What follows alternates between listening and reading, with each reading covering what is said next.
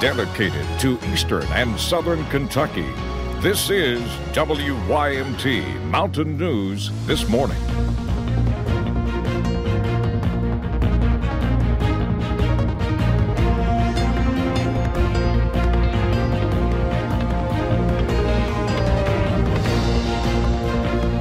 Good morning. It is just a little bit shy of 5 o'clock. I'm Will Puckett. And I'm Cassidy Strickland. Hope your day's off to a great start so far. Still pretty early. I know a lot of people wondering if it's going to snow or where is the snow. Yeah, definitely. Brandon said yesterday right before we got off the air that this forecast had a huge potential for a bust just because we were so warm yesterday.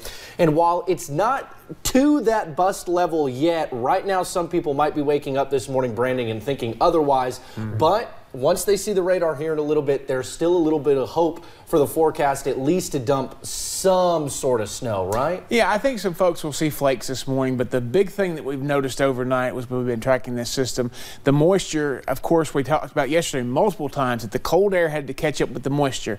Well, the cold air came in, but the moisture was pretty much already gone, so light snow falling across parts of the area this morning. Let's go to the cameras and get some current observations. We start with Pikeville Medical Center, and you can see it's rained over there because we've got rain on the lens of the camera back in action this morning. Let's go over to the WIMT studio camera. Something else we're dealing with this morning is some fog, low visibility here in Hazard this morning. And we finally take our last stop in Whitesburg where they've got some rain on the camera there. It's been raining heavily across parts of the Big Sandy overnight, so be careful of that this morning. Here's the last 6 hours, and you can see the bulk of that green. If we got the cold air and we had all that, it would have been quite a bit of snow. But you see the last lingering remnants of the rain there turning into snow, and that line already starting to clear back out toward the west. You can see right across I-75 this morning some light snow falling into parts of the I-64 corridor as well, but the bulk of the moisture is gone by the wayside. So some light snow still possible this morning. There's the cold air, 32 Moorhead, Richmond at 30, 32 London and Williamsburg, 30 Somerset, Monticello, but still close to 40 here in Hazard, 38 in Pikeville, 48 over toward Logan. Wind speeds are still cranking this morning. You see 16 miles an hour out toward Monticello, lots of 10 or plus readings there across the entire area. There's the visibility numbers, so anything less than 5, remember, be careful. Coffee meter between a normal day and a little extra depending on where you're located this morning, and the day planner, you're going to see temperatures continue to fall for a while, and then they're going to start to climb a little bit, stabilizing this afternoon, and maybe some sunshine later today as well. The full forecast coming up here in just a few minutes. All righty, Brandon, thank you. Now, with the temperatures dropping and still the possibility of some snow, Highway Department workers spent the afternoon yesterday preparing. In Bell County, District 11 crews loaded up salt trucks to get them ready. Workers say they were not able to put salt down yesterday because of the rain, and it would wash it out, but they continuously monitor changes in conditions. This is time of the year to be ready. You know, we want to keep the roadways safe for everyone, and we'll be out there doing our job and doing our best. Crews were briefed yesterday so that they would be prepared for the possible snowfall. Now, if you head on over to WYMT.com, you can see all of the current closings and delays. You can also sign up for alerts on our app.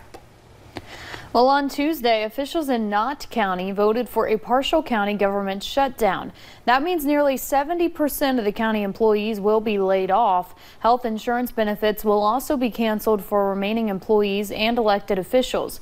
This also affects the county road department. WYMT's Justin Case went to Hindman to talk to people who say they are concerned about what will happen as winter continues. Normally, the Knott County Road Department contracts other companies with plows to help clear snow. But with the shutdown, they are left relying on only 2 plows owned by the county. It's definitely going to be a lot worse with only 2 trucks, you know. Ain't no way in the world 2 trucks can cover Knott County. Many in Knott County, like Barker Thomas, worry for their safety. I'm on the road every day. You know, I have a son in school. I take to school every day.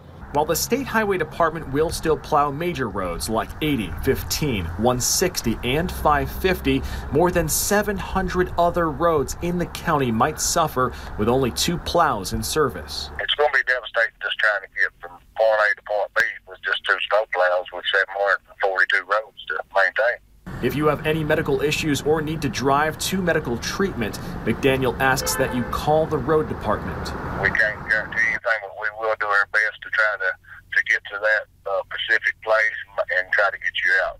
As for students getting to school, transportation officials tell us they will continue monitoring the roads to make sure safety issues are not a concern. We need the county employees working to keep up the county, you know, but I don't know what's going to happen with the shutdown, but, you know, it ain't going to be good. Looking at the costs involved with saving money. McDaniel says overtime is now cut to the road department, meaning it will be more difficult for road crews to treat the roads ahead of snow. Now, if you're interested in contacting them, we have a number to the county road department online. Just look for this story. In Johnson County now, classes are canceled for the rest of the week. The weather, a case of hepatitis, and other illnesses have led to the decision. Yesterday, several people came in to deep clean the school. Superintendent Tom Cochran says all students are required to have their hepatitis A vaccine, but this case was from a staff member. We have, as I said, all of our custodians, all of our administrators are throughout the building cleaning using Clorox, and we actually just received a new disinfecting machine. There's a 4-minute kill on with the disinfecting. Now, Cochran says they have offered the shot at most of the schools. All the buses in the district are also being disinfected by the transportation department to further prevent illness. Well, check this out. A very dramatic scene in Hazard. A Bizac truck that carries big rocks caught fire yesterday afternoon in the construction zone on Kentucky 15.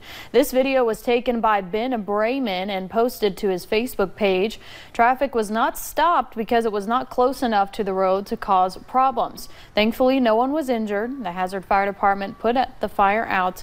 We are told trucks like these cost between $300,000 and $400,000. Well, thankfully, no one was hurt after heavy winds blew over a sign onto cars in Whitesburg. It happened at the Whitesburg Shopping Center yesterday. I believe this video was actually shot by Brandon. An SUV and truck were moderately damaged. We are told both vehicles were able to be driven away after a wrecker came and moved the sign.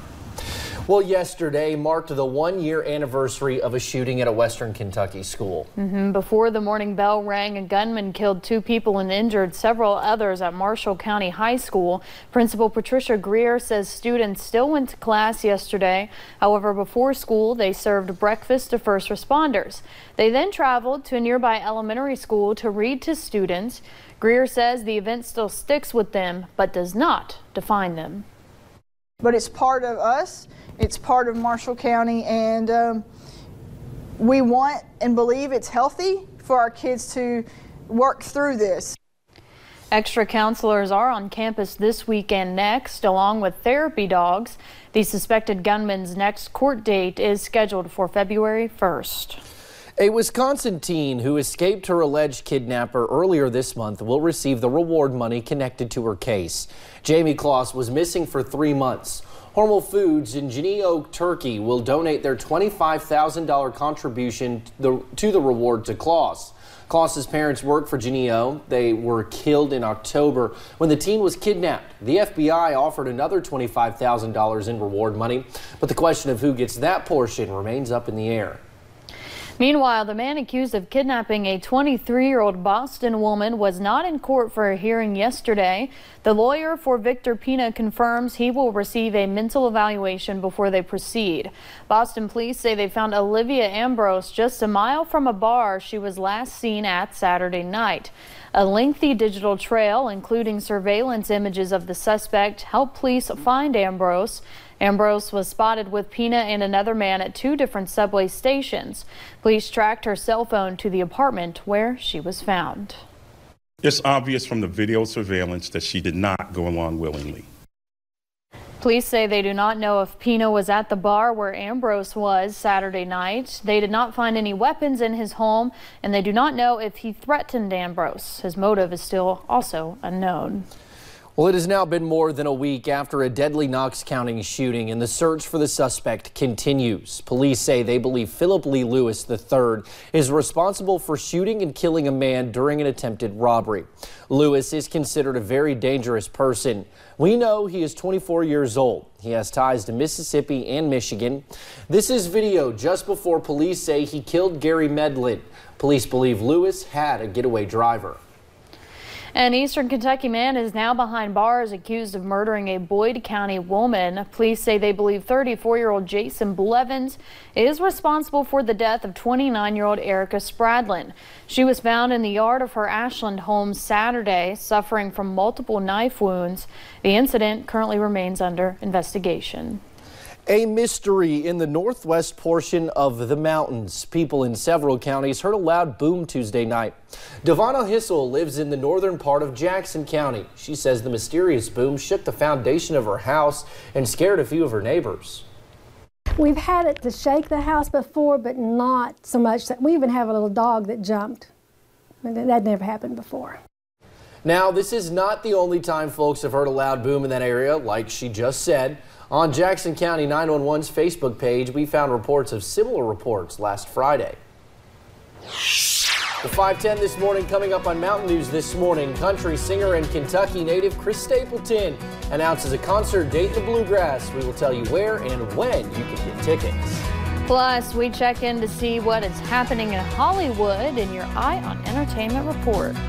The warm air held out longer than expected this morning, almost killing our chances for snow. I'll tell you when our next chance is in about 2 minutes.